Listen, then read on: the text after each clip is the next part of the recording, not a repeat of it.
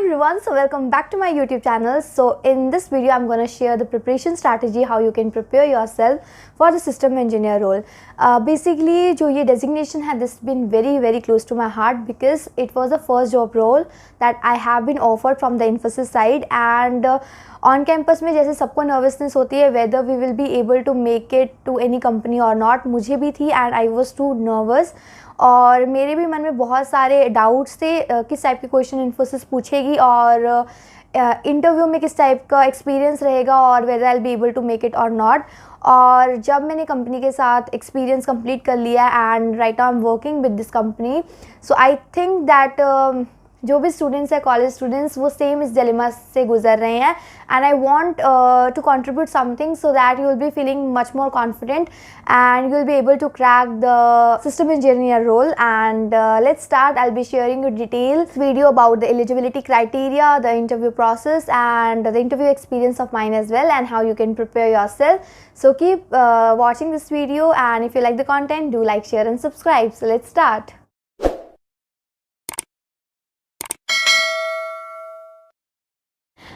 So now what is its eligibility criteria, like who are eligible? So if you are BE BTech student or ME MTech graduate and you have done your engineering in any of the disciplines, so you are eligible to apply. और अगर आप MCA MSc student हो और अगर आपने अपनी graduation computer science, electronics, mathematics, physics, IT, statistics, information science में की हुई है, so you all are eligible for this role. और अगर आप इस एलिजिबिलिटी क्राइटेरिया में फिट होते हो, so you can apply for this role.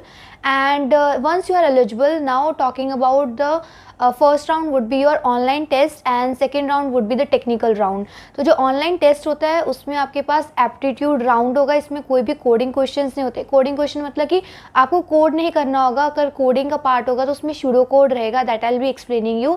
और जो online test होगा उसमें आपका aptitude judge करेंगे और aptitude बहुत ही basic होता है 10th level का, बहुत hard नहीं रहेगा. आपको अगर एप्टीट्यूड की प्रिपरेशन करनी है तो आप जो भी इसके इंपॉर्टेंट टॉपिक्स हैं उसको गो थ्रू कर लो. एक क्वेश्चंस आप हर टॉपिक में से लगाकर you will be feeling much more confident और आप एप्टीट्यूड क्लियर कर सकते हो. तो मैं आपको बताऊंगी कि कौन कौन से मेजर टॉपिक्स होते हैं. तो अब हम बात करते हैं इन्फोसिस के एग्ज़ाम पैटर्न की. तो हमें इन्फोसिस के एग्ज़ाम में, जैसे कि मैंने बताया था, एप्टीट्यूड टेस्ट रहेगा जनरली. तो इसमें हमारे पास 100 मिनट का टेस्ट रहेगा ये, जिसमें हमें 54 क्वेश्चंस अटेम्प्ट करने हैं और जिसमें कि सेक्शन वाइज हमें प्रोवाइड होगा. जैसे कि हमारे पास सेक्शन है रीजनिंग एबिलिटी का, जिसमें हमें 15 क्वेश्चंस दिए जाएंगे और जो कि हमें करने हैं 25 मिनट्स में. एंड अगला सेक्शन होगा मैथमेटिकल एबिलिटी का, जो कि हमें 35 मिनट्स का टाइम अलोकेट होगा और हमें उसके 10 क्वेश्चन करने हैं. And next would be verbal ability, जो कि हमें करना है 20 मिनट्स में 20 questions. And other section would be our pseudo code, जो कि हमें 10 मिनट्स का टाइम प्रोवाइड होगा और number of questions we have to attempt is 5. एंड अगले सेक्शन में हमें पजल सॉल्विंग में 10 मिनट दिया जाएगा, जिसमें कि हमें 4 क्वेश्चन करने हैं. तो टोटल हमें 100 मिनट्स में 54 क्वेश्चंस अटेम्प्ट करने हैं और ये इन्फोसिस का एग्ज़ाम पैटर्न होगा. और इसमें कौन कौन से मेजर टॉपिक्स होंगे हर एक सेक्शन में, वो हम अगले उसमें डिस्कस करते हैं. और तब हमारे पास मैथमेटिकल एबिलिटी के सेक्शन में कौन कौन से मेजर इंपॉर्टेंट टॉपिक्स आएंगे, वो है percentage, ratio and proportion, average, problems on ages, profit and loss, simple interest and compound interest, numbers, time and work, data interpretation, probability, permutation and combination. So ये सारे topics काफ़ी important रहेंगे. तो आप इन सभी टॉपिक को एक बार ज़रूर प्रैक्टिस कर लेना, तो आपको एग्जाम के अंदर इन टॉपिक्स में से क्वेश्चंस ज़रूर देखने को मिलेंगे. और इसके बाद हमारा जो नेक्स्ट सेक्शन होगा that will be the logical ability. तो लॉजिकल एबिलिटी में हमारे पास जो टॉपिक्स होंगे most important, that will be the questions from number series, blood relations, mirror and water images, crypto arithmetic, puzzles, clocks, coding and decoding, cubes and cuboid, syllogism and data sufficiency. तो ये भी बहुत सारे important topics हैं, तो आप इन topics को भी प्रैक्टिस कर लेना. आप इसके बाद जो हमारा नेक्स्ट सेक्शन होगा that will be the verbal ability.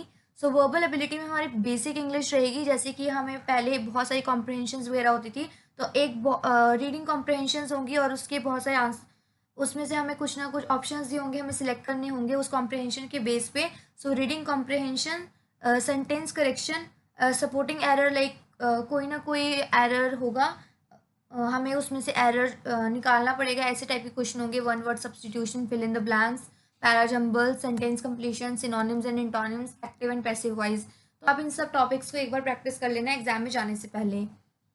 और इसके बाद हमारे पास एक सेक्शन होगा शूडो कोड का।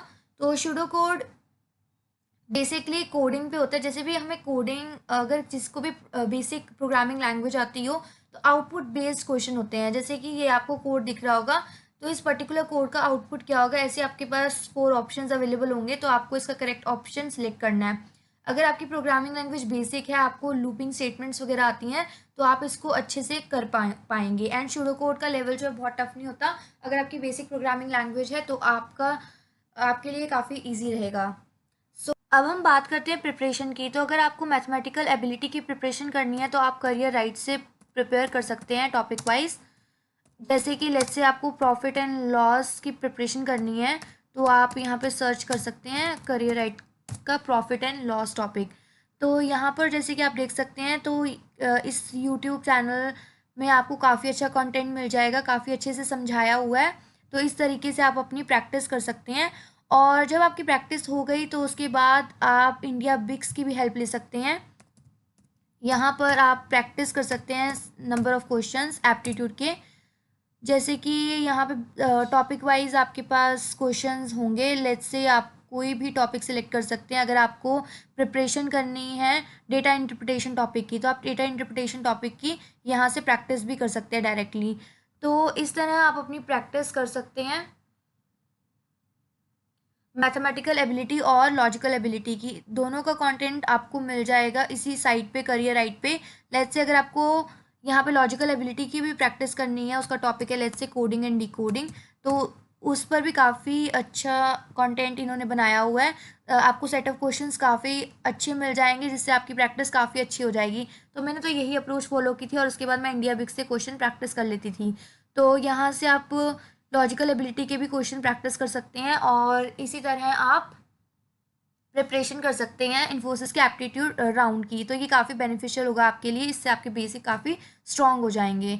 So this was overall thing that you can follow. और रही बात इंग्लिश की, तो एज सच मैंने कुछ फॉलो नहीं किया था, बट इंग्लिश के लिए आप अगर फिर भी उसकी प्रैक्टिस करना चाहते हैं तो आप इंग्लिश के लिए आप वर्बल एबिलिटी ही सर्च करके नेट पे बहुत सारा कंटेंट आ जाएगा, आप उसके क्वेश्चंस प्रैक्टिस कर सकते हैं। जैसे कि यहाँ पे इंडिया बिक्स में ही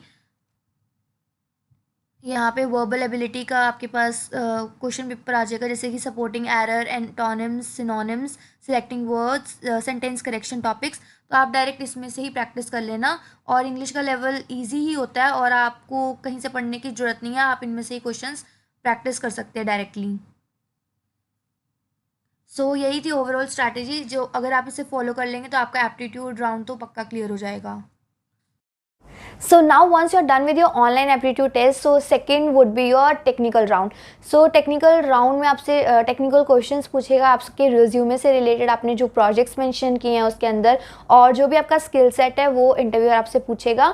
And in the technical round, maybe he can ask some HR related question also, whether you are ready to relocate or not, and such kind of interaction based question he can ask. So it totally depends upon the interviewer. हो सकता है कई बार technical round ही रहता है कि उसमें कोई भी HR रिलेटेड क्वेश्चन नहीं रहता। सो एक ही राउंड होगा आपका ऑनलाइन एप्टीट्यूड टेस्ट के बाद। सो ब्रीफिंग आउट की टेक्निकल राउंड में आपसे क्या क्या पूछा जा सकता है और आपको उसकी प्रिपरेशन कैसे करनी चाहिए।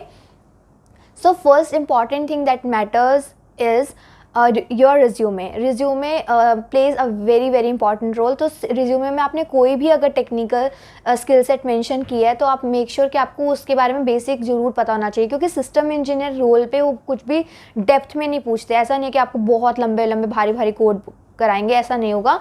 वो जो भी आपसे क्वेश्चन पूछेंगे, just they would be make sure कि आपको एटलीस्ट उसके बारे में बेसिक नॉलेज होनी चाहिए उस पर्टिकुलर टॉपिक के बारे में। तो आपने रिज्यूमे में जो भी स्किल सेट मेंशन किए, अगर कोई भी प्रोग्रामिंग लैंग्वेज मेंशन किया, तो आप उसके मोस्ट इंपॉर्टेंट इंटरव्यू क्वेश्चंस जो है प्रिपेयर करके जाओ पहले ही। Second, the project that you have mention, तो उसको भी आप पहले ही प्रिपेयर करके जाओ। आप उसको कॉपी पेन पे, मतलब कॉपी पे सारा लिख लो, प्रोजेक्ट में कौन कौन सी फंक्शनैलिटी पे आपने काम किया है एंड प्रोजेक्ट का कैसे स्ट्रक्चर था, उसका फ्लो क्या था, वो सारा पहले ही प्रिपेयर करके जाओ। क्योंकि अगर आप इंटरव्यू को कॉन्फिडेंटली उस टाइम पे नहीं समझा पाओगे, सो उसे लगेगा नहीं ना कि आपको प्रोजेक्ट आता भी है। कई बार ऐसा भी होता है कि हमने कोई कॉलेज में प्रोजेक्ट पे काम ही नहीं किया होता, तो उस केस में आप ऐसा कर सकते हो कि नेट पे कोई भी डमी प्रोजेक्ट आप प्रिपेयर करके जा सकते हो, दोस्तों की हेल्प ले सकते हो।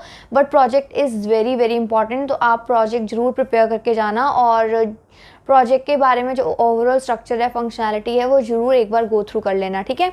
तो प्रोजेक्ट तो बहुत इंपॉर्टेंट है। Now the second thing that matters the confidence. Yes, इस रोल के लिए कॉन्फिडेंस बहुत मैटर करता है। I have seen so many of the students जिनको बहुत डेप्थ में नॉलेज नहीं थी, डेप्थ में छोड़ो, जिनको कोडिंग तक नहीं आती थी, and they were able to make it just because they had the confidence, because उन्होंने अपने नॉलेज को इस तरह से रिप्रेजेंट किया, चाहे उनको आता भी नहीं था, उन्होंने ऐसे रिप्रेजेंट किया that the interview convince that they have the learning attitude. वो बाद में सीख जाएंगे, बिकॉज इन्फोसिस इटसेल्फ जानता है कि they are going to give you the training for that, और उसी के बिहाफ पे आपको full time offer they would be providing. So आपको इंटरव्यू को बस ये दिखाना है कि आपके पास लर्निंग एटीट्यूड है, you are much more confident that you can learn.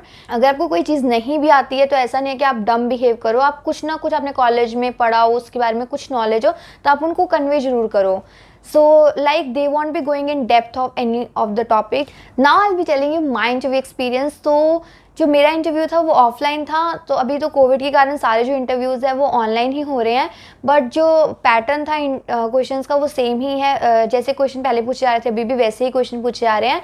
So the first interview asked me about my introduction. So I want you to make sure make your introduction very crisp. Like just mention your name and mention your college name and the degree you are pursuing, and then mention your skill set.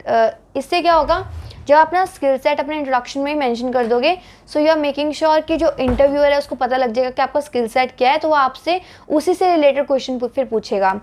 तो as I mention my skill set, after that project he asked. As I already told you कि project बहुत ज़्यादा matter करता है, तो project तो आप सोच के रखो कि इंटरव्यूअर ने पूछना ही है, तो आप प्रोजेक्ट तो पहले से प्रिपेयर रखो। तो मैंने प्रोजेक्ट पहले से प्रिपेयर किया हुआ था, तो मैंने प्रोजेक्ट डिटेल में उन्हें एक्सप्लेन कर दिया, and after that he asked me the programming language. As I have told you the resume matters a lot, तो मेरे रिज्यूमे में ऑलरेडी मेंशन था programming language, that was Java. तो उन्होंने जावा से ही रिलेटेड मेरे से क्वेश्चन पूछने स्टार्ट कर दिए, like that he asked me the features related to Java, oops concepts he asked me, and then he asked me method overloading and method overriding। और ऐसा नहीं था कि he was asking me कि सबके डिटेल में जाकर मुझे सारे क्वेश्चंस एक्सप्लेन करने हैं।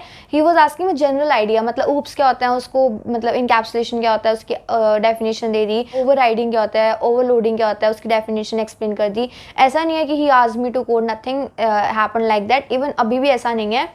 अगर इनकेस इंटरव्यू आपको कोड करने के लिए भी देता है, तो आप मतलब कोई भी टॉपिक पढ़ लो, उससे रिलेटेड रेलेवेंट एक कोड आप प्रैक्टिस कर सकते हो, बट कभी भी वो आपको ज़्यादा टफ देगा नहीं। अगर आप कोड नहीं भी बता सकते हो, अगर आपने उसको डेफिनेशन अच्छे से बता दिया है, that would be more than sufficient. अब जैसे अभी रिसेंटली जैसे कई क्वेश्चंस जो हैं वो फ्रेशर्स से पूछे जा रहे हैं डेटा स्ट्रक्चर से भी रिलेटेड। ऐसा नहीं है कि डेटा स्ट्रक्चर्स का डेप्थ में जाके पूछा जाएगा, डेटा स्ट्रक्चर से रिलेटेड क्वेश्चन लाइक कौन कौन से डेटा स्ट्रक्चर्स है, एरे हैं, स्टैक हैं, क्यू है, लिंक लिस्ट है, इसकी डेफिनेशन क्या, लिंक लिस्ट क्या है, स्टैक क्या होता है, क्यू क्या होता है, स्टैक क्यू में डिफरेंस क्या है। बहुत बेसिक क्वेश्चंस पूछते हैं, क्योंकि ऑब्वियसली आपको 3.6 का पैकेज मिलेगा, तो बहुत ज़्यादा डेप्थ में नहीं जाएंगे। ऐसा नहीं आपसे कोड लिखवा रहे हैं, अगर कोडिंग लिखवाते भी हैं तो बहुत इजी क्वेश्चन, जैसे कि ये भी पेट क्वेश्चंस हैं, पैलिंड्रोम के, फिबोनाची के, इवन, ऑड, प्राइम, तो ये क्वेश्चन आप जरूर प्रिपेयर कर सकते हो। ये बहुत ही बेसिक लेवल के क्वेश्चंस हैं, तो इन क्वेश्चंस को भी आप प्रिपेयर कर लेना। And next he asked me about like what are the latest technology. So ये भी बहुत ही इंपॉर्टेंट क्वेश्चन है जो इन्फोसिस जनरली पूछती है, लेटेस्ट टेक्नोलॉजी। तो मैंने उनको IoT का एग्जांपल दिया था, तो आप भी किसी भी लेटेस्ट टेक्नोलॉजी को मेंशन कर सकते हो। And the next thing he asked me about when I am done with this question, SDLC software development life cycle क्या है। तो ये भी इन्फोसिस का क्वेश्चन है जो जनरली पूछा जाता है, तो आप इस क्वेश्चन को भी गो थ्रू कर लेना नेट से। और अगर आपको कोई प्रोग्रामिंग लैंग्वेज गो थ्रू करनी है तो जैसे कि मेरी जावा थी तो जावा टी पॉइंट या इससे रिलेटेड आप इम्पॉर्टेंट क्वेश्चन नेट पे सर्च करोगे तो that would be more than enough. And फिर आता है DBMS। DBMS बहुत इंपॉर्टेंट है, like sequel structured query language. इसमें से इन्फोसिस क्वेश्चन पूछ ही लेती है एंड मेजर जो उनका फोकस रहता है लाइक फॉरेन की क्या है, प्राइमरी की, ये सब मतलब डिलीट ड्रॉप ये सब क्या होता है, ये सब के क्वेश्चन ज़रूर पूछे जाते हैं। तो आप एक बार सीक्वल के भी मोस्ट इंपॉर्टेंट आस्क क्वेश्चन ज़रूर पढ़ लेना। एंड इसमें जॉइंस बहुत ज़्यादा इंपॉर्टेंट है, जॉइन से अक्सर क्वेश्चन पूछ लिए जाते हैं।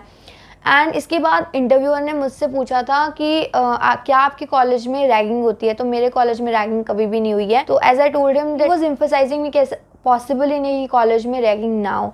तो एक्चुअली जब वो इतना एम्फसाइज कर रहा था सो आई सेड दैट मेरे कॉलेज में रैगिंग नहीं होती, बट जब फर्स्ट ईयर में मैं कॉलेज में गई थी जो सीनियर्स होते हैं वो इंट्रोडक्शन वगैरह पूछते हैं ना, तो इंट्रोडक्शन वगैरह सीनियर्स ने मेरा पूछा था।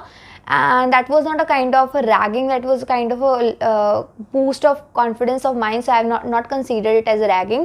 So in this way I have answered him the question because he was like countering me like ऐसा तो नहीं होता है कि रैगिंग नहीं होती, कई बार वो आपसे जनरल डिस्कशन भी कर सकता है। और एक और चीज़ उन्होंने मुझसे मेरे में HR रिलेटेड क्वेश्चंस भी पूछे गए थे, जैसे whether you are willing to relocate, अगर आपको कोई और लोकेशन प्रोवाइड कर दी जाती हैं तो आपको डिस्कम्फर्ट तो नहीं है, आप कंफर्टेबल हो। मैंने बोला yes I am willing to relocate. आपसे इस टाइप के क्वेश्चंस भी पूछे जा सकते हैं। सो माई इंटरव्यू वॉज डन। सो मेरे इंटरव्यू में वही सेम मेजर फोकस था, रिज्यूमे जो भी प्रोग्रामिंग लैंग्वेज मैंने मैंशन की थी, प्रोजेक्ट था और सीक्वल। तो ये सारी चीज़ें मेजरली इन्फोसिस फोकस करता है। और अगर आपने इन सब पॉइंट्स पे फोकस कर लिया so I can make sure कि आप जरूर इन्फोसिस का एग्जाम क्लियर कर लोगे, written test as well as interview also. So all the best to all of you who are preparing and thanks for watching. If you have any doubts, feel free to ask and do like, share and subscribe.